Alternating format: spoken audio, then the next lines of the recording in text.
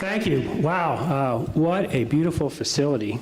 And I'm used to actually speaking to an empty front row. I lecture chemistry at 7:30 in the morning, and for some reason the back row always fills up first with the A students. So I want to thank you first for the invitation to be with you today. I guess I get to come back around 1 something this afternoon for the other group. You know, across the entire U of A system this week and next week, students are being welcomed back. And I'm really quite envious of the campus, the environment, the energy that comes with the students, because I miss teaching. I taught up until the time I left to be a provost, 7:30 in the morning, 5 days a week. And so I really do miss it. My job is pretty sterile from that point of view, although it's an important job and I enjoy it. So I'll just tell you a little secret. I sometimes slip down to ULR and walk the campus. And they don't know who the heck I am. So, you know, so the good thing about Pulaski Tech, if you want to say, well, what's in it for Bobbitt? Well, now I have 2 campuses here close to the U of A system. I'm going to come over. So if you see someone with a hat down, just to keep the head from getting too sunburned, you'll know who's walking campus for you. But I want to just draw upon a comment that the President Ellerby made. I used to always at commencement tell the students at Fulbright College, this is the most important day in the life of a university. And then when the energy and potential of that freshman class was there in the fall and I would address them at the fall convocation, I would say, this is the most important day in the life of the university.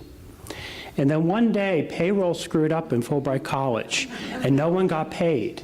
And I understood actually that the last day of the month was the most important day in the life of the university. So, the entire U of A system, the Board of Trustees are very excited by the fact that Pulaski Technical College has expressed its interest and will join the U of A system, because you bring a lot to our portfolio of campuses, not the least of which is the students that you serve. After the decision was made last May, I have to tell you, in various civic groups that I'm a member of and in conversations I've had, I get asked by a number of folks from Little Rock, why are you adding Pulaski Technical College? And that probably is the easiest question I've had to answer since I've been president. And you just take a look at the campus and the students that you serve. And I think President Ellerby said it best, they deserve a chance. And I'll talk about that in a minute, because that's a theme across the entire U of A system. You look at the faculty and staff at this school, very compassionate, caring, accomplished. And then you take a look at the physical plant. And it's beautiful, and I'm astounded and just in awe of this facility here that I'm in today. But it doesn't end with this building. It's across the entire campus. And finally, you take a look at the fact that you are here serving a critically important role in the capital city. And so it really makes tremendous sense. You bring tremendous value to U of A Systems portfolio, and we're very thankful for that. What we're about to embark on, that is the start of semester, we tend to think of goes back 25 years. Well, maybe it goes back 100 years. Actually, it goes back about 1,100 years. Formation of the great universities in Europe, Oxford, Cambridge, Bologna, Paris. In those universities, at about this time of year, because it was on an agrarian calendar, which we haven't really changed, students would come back and a person in full regalia would get up in front of the classroom and lecture for a period of time. And so think about that. 1,000 years have passed. We're supposed to have changed a great deal. We won't be in regalia, but you know, starting this week or next week across the entire state, people will start lecturing. Now we use technology, we help our students, we understand them a lot more then. There's also another important change. In 1,000 years ago in Oxford, if the students liked the lecture, they would put some coins in the mortarboard of the faculty member who was teaching. So for those of us that teach at 7:30 in the morning general chemistry to 18-year-olds who don't want to be there, I'm very, very thankful for that change, right? But pretty much things haven't really changed dramatically from that point of view. And I guess what I'm going to say to you, and just to echo the words that were said, is that I have absolutely no qualms about the future. We're going to see more change in the next 10 years than we probably have seen in the past 1,000. But we have demonstrated nothing less than we are a very adaptable, very smart, very compassionate group of individuals who have chosen to work in a university in any of its pieces or parts, whether it's from teaching all the way down to service, because we believe in what the university brings, not just to the individual and their families, but also to society. And I'll talk a little bit about that. So if you fast forward a little bit, and you take a look at what higher education looked like in the United States of America, let's say mid-1800s, there were some very elite universities on the East Coast. By the way, they were elite in the sense that you had to come from certain wealth to go there. Harvard, Columbia, those universities, the Ivy League, Dartmouth, Yale. There was also a gentleman who owned a railroad named Leland Stanford who was setting up a university on the West Coast. And other than that, if you didn't come from money, there was really nothing for you in this country. By the way, I want to make this point. They were not very academically difficult universities. They were just economically difficult universities. They certainly have improved. And in 1863, the wisdom of the U.S. Congress to pass the Morrill Act opened up higher education really to the masses through public education. And that, as they say, has made all the difference. Because now anyone, and our society is based on a meritocracy, anyone who's willing to put in the effort, willing to put in the sweat equity it takes to be successful, can be successful in this country. So in other words, we're not limited to the station we're born into. If we're willing to work hard, we're willing to take some initiative, maybe take some risks, we can move beyond that.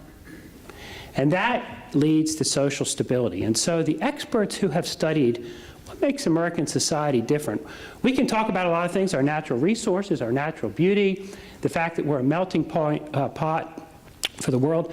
But really, when you come right down to it, it's the idea that people can better themselves, and we have the opportunity in this country through through public education. We, of course, have a private side to it also, but that's not what really has lifted up the United States. So what you're engaged in is a critically important endeavor, not just for the individual, as I mentioned, but also for society in general. And so that's where we are right now. We're basically in the year 2016 in a situation where higher education is being questioned to some extent, although I will tell you, I have never been more positive about what it means as we go forward. And I want to talk a little bit about that. Although I can't tell you exactly what we're going to look like in the future, what I can tell you is that the economic benefits of attending college have never, ever been higher. However you want to look at it. You can look at unemployment rates during the recession. You can look at the number of jobs that require some credential. Now, I get accused when I go down to the legislature sometimes of saying that everyone needs a college degree.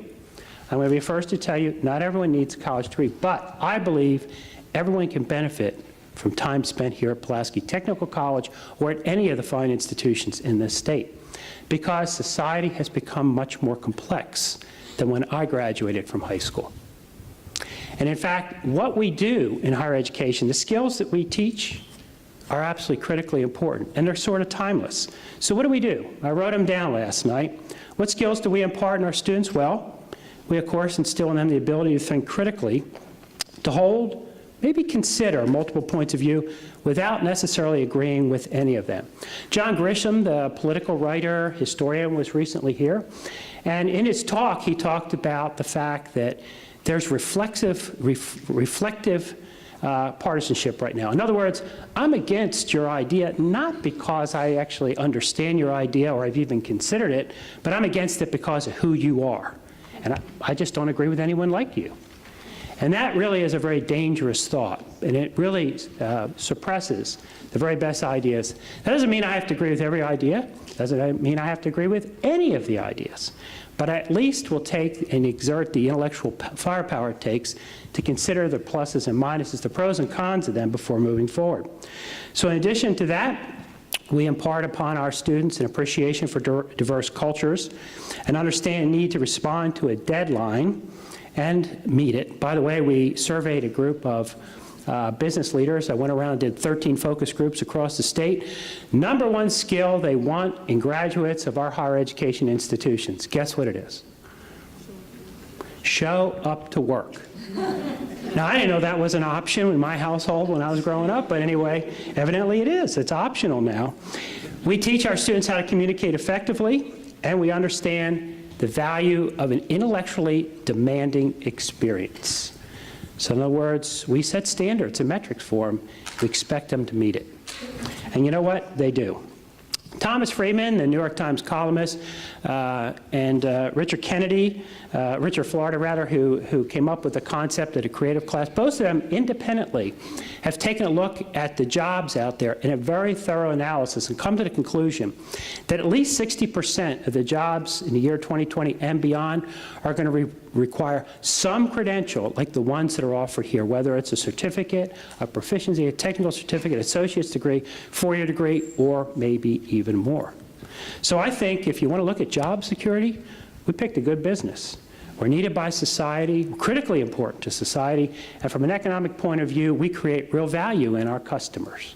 So I think from that point of view, I'm very, very bullish on society. Now, we have some challenges in front of us, right? We're talking about an outcomes-based funding model. I think it's a great idea. Ford Motor Company doesn't get paid when they start a car. They get paid when they finish the car and sell it to me. So in general, I like the concept. The devil's in the details. Can't tell you what the details are right now. But I think the cool heads will prevail, and they will come up with something that will move the state from our current position to something more reflective of the people, the initiative, and the work ethic of the state of Arkansas. We also hear a lot about student debt. Those of you who read the Chronicle, the Wall Street Journal, you might have seen an article by Sandy Baum. She's an academic, former professor of economics, who's written for CNN, Wall Street Journal, New York Times. She just published a book where she took a look at student debt in great detail. Debt itself is not a problem. Most of us in the room, if we wanted a house or a car, we don't have that kind of cash laying around unused, and so we borrow to create something in a house that we can raise a family in or we can be comfortable in.